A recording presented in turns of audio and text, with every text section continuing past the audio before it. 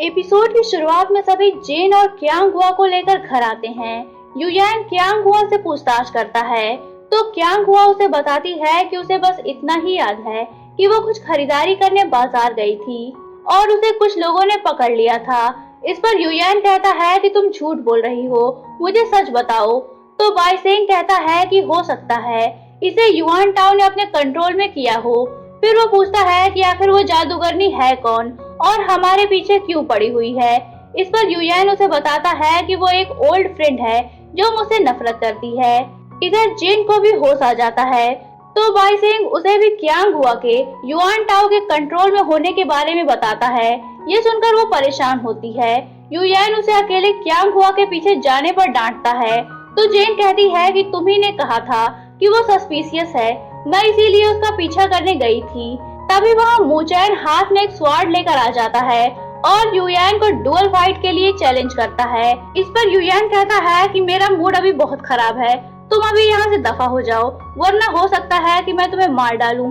पर मूचैन नहीं मानता और वो युयान पर वार करता है तो युयान उसे अपने मैजिकल पावर से दूर कर देता है। जेन उसे संभालती है तो मूचैन कहता है कि मैं तुम्हारे लिए मर भी जाऊं तो भी मुझे कोई पछतावा नहीं होगा। फिर वो युयान से पूछता है कि क्या तुम सच में जेन से प्यार करते हो। इस पर युयान पर युआन टाओ के कर्ज का इफेक्ट पड़ता है तो बाइसेंग और ब्लैक उसे संभालते हैं। युयान कहता है कि मैं मूचैन के पूछने पर तुम्हें बता रहा हूँ जेन, मैंने कभी भी तुमसे प्यार नहीं किया। जो कुछ भी हमारे बीच था वो बस हमदर्दी थी, तुम बस उस लड़की की तरह मुझे दिखती थी जिसे मैं प्यार करता था। ये सुनकर जिन काफी हार्ट ब्रोकन फील करती है और रोते हुए वहाँ से चली जाती है। युयान भी समुद्र के किनारे अपना स्ट्रेस दूर करने चला जाता है। तभी वहाँ बाइसेंग आता है और युयान से जिन के साथ ऐसा बिहेव करने का रीजन पूछता है तो युयान उसे युआन टाओ और ताओजिंग के बारे में सब कुछ बताता है। बाइसेंग उसे ये सारी बातें जिन से भी बताने के लिए कहता है पर युयान इसके लिए एग्री नहीं होता। इधर युआन टाओ मोयून को बुलाकर दोबारा 9 गर्ल्स लाने के लिए कहती है। इस पर मोयून कहता है कि कैपिटल से एक साथ इतनी लड़कियां गायब होने से सभी इसी बारे में पता करने में लगे हुए हैं, ऐसे में दोबारा इतनी लड़कियां लाने में बहुत मुश्किल होगी। इस पर युआन टाओ से वादा करती है कि अगर वो उसके रीबर्थ रिचुअल के लिए 9 गर्ल्स लाएगा तो वो उसे जल्द से जल्द किंग बना देगी। ये सुनकर मोयून लड़कियों को लाने चला जाता है। इधर बाइसेंग मोजिन के पास जाता है और उसे साथ लेकर अपने प्रीवियस लाइफ के लवर के टॉम पर जाता है जिसे उसने खुद ही मार डाला था। इस बात का उसे बहुत पछतावा था। वो हर दिन उसकी टॉम पर जाया करता था। एक दिन एक जादूगर की नजर रोते हुए बाइसेंग पर पड़ी। उसने बाइसेंग से उसके रोने की वजह पूछी तो बाइसेंग ने उसे पूरी बात बताई। बाइसेंग अपने क्राइम के लिए पनिशमेंट चाहता था ताकि उसकी गिल्ट फीलिंग कुछ कम हो सके। इस पर वो जादूगर बाइसेंग से उसकी हेल्प करने के लिए कहता है और उसे मैजिकल स्क्रीन में सील कर देता है। और हम व्यूअर्स यहाँ एक बात नोटिस करते हैं कि ये जादूगर कोई और नहीं बल्कि जेन के फादर होते हैं। इधर युआन टाओ फिर से 9 गर्ल्स को पिंजरे में तिलिस्म लगाकर बंद करके रीबर्थ रिचुअल करने लगती है। इस बार वो सक्सेसफुली पूरा रिचुअल पूरा करती है और उन 9 गर्ल्स की इटर्नल एनर्जी ऑब्जर्व करके यंग फॉर्म में कन्वर्ट हो जाती है और वो बिल्कुल यूजिन की तरह नजर आती है। फिर वो उसी रूप में युयान को पूछती हुई जेन के घर पर जाती है तो जेन उसे देखकर हैरान होती है और उसे पूछती है कि तुम कौन हो तो वो बताती है कि मैं युयान की पुरानी दोस्त हूँ। तभी वहाँ युयान आता है, वो भी उसे देखकर हैरान रह जाता है और कहता है कि तुम जिंदा कैसे हो सकती हो, तुम तो मेरी आंखों के सामने मर चुकी थी। इस पर युआन टाओ से बताती है कि मेरी माँ ने अपने मैजिक से मुझे उसी टाइम दोबारा जिंदा कर लिया था और मैं और मेरी माँ तुम्हें 100 सालों से ढूंढ रहे हैं। इस पर युयान उसे गले लगाता है। ये सब देखकर जेन को मन ही मन बहुत बुरा लग रहा होता है। फिर युयान उससे पूछता है कि तुम एक ह्यूमन होकर इतने टाइम तक यंग कैसे हो। इस पर युआन टाओ से कहती है कि मेरी मदर ने अपने मैजिक से मुझे अब तक यंग बनाया हुआ है। इस पर युयान कहता है कि उस दिन जो 9 गर्ल्स पिंजरे में बंद थी, क्या ये तुम्हारी यंगनेस उसी रिचुअल की वजह से है?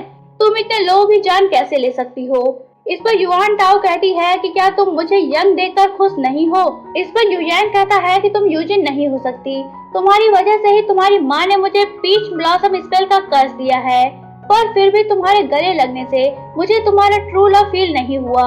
यूयान उसे यूजिन मारने के लिए एग्री नहीं हो रहा होता तो वो तुरंत जेन को होस्टेज बनाकर उसे मारने की धमकी देने लगती है। इस पर यूयान उसे बताता है कि वो उसे अब प्यार नहीं करता। वो काफी टाइम से कंफ्यूज था, पर पीच ब्लॉसम स्पेल की हेल्प से उसे आंसर मिल गया है और उसे पता चल चुका है कि उसके दिल में अब उसके लिए कोई फीलिंग नहीं है।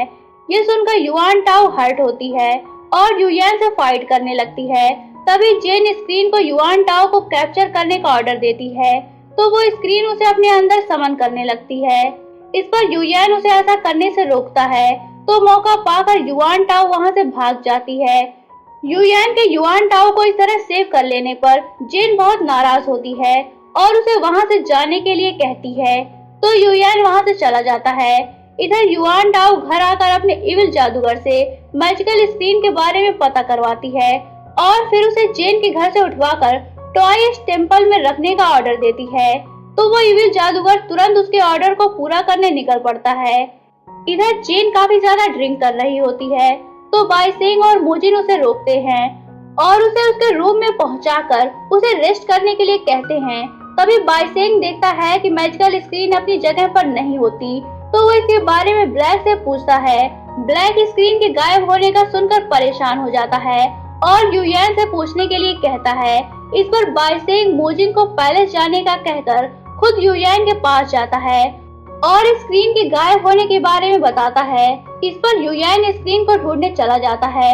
फिर शाम हो जाती है। तीनों स्क्रीन को नहीं ढूंढ पाते और धीरे धीरे ट्रांसपेरेंट होने लगते हैं क्योंकि 3 दिन गुजर चुके होते हैं और स्क्रीन गायब होने से वो तीनों आधे दिन के लिए स्क्रीन में नहीं जा पाए थे। तभी वहाँ जेन आती है और वो उन्हें इस तरह देखकर परेशान हो जाती है। वो उसे स्क्रीन के गायब होने के बारे में बताते हैं। ये सुनकर जेन और कहती है कि मैं तुम सबको दोबारा ठीक करूंगी, तुम फिक्र मत करना, मैं कोई ना कोई रास्ता ढूंढ लूंगी। इतना कहकर वो वहाँ से चली जाती है। यही ये पार्ट एंड होता है। तो दोस्तों, अगर आप जानना चाहते हैं कि कहानी में आगे क्या हुआ तो बने रहिए मेरे साथ। और अगर आपने अभी तक चैनल को सब्सक्राइब नहीं किया है तो चैनल को सब्सक्राइब करके बेल आइकन पर क्लिक कर लीजिए ताकि आपको हमारे आने वाली वीडियोस की इंस्टेंट नोटिफिकेशंस मिलती रहे। तो मिलते हैं नेक्स्ट वीडियो में, तब तक के लिए take care and good bye.